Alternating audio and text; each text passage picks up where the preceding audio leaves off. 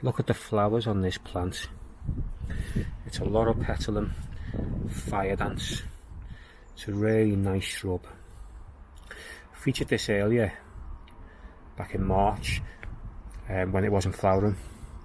But it's been going well now for a few weeks. Fantastic purple leaves that contrast well with these flowers. Now, this is a fantastic plant, but it could be caught out by a freeze.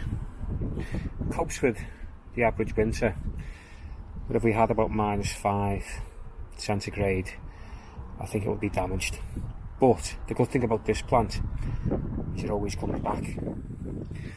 So after this is flowered, give it a bit of a prune, and the leaves will always come back.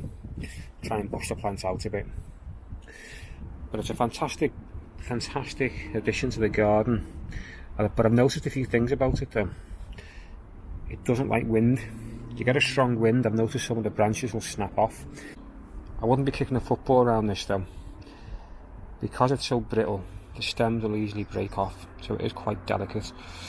So I've decided to keep this plant in a pot.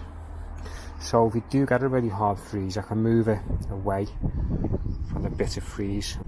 Particularly, you need to be careful with the bitter cold wind.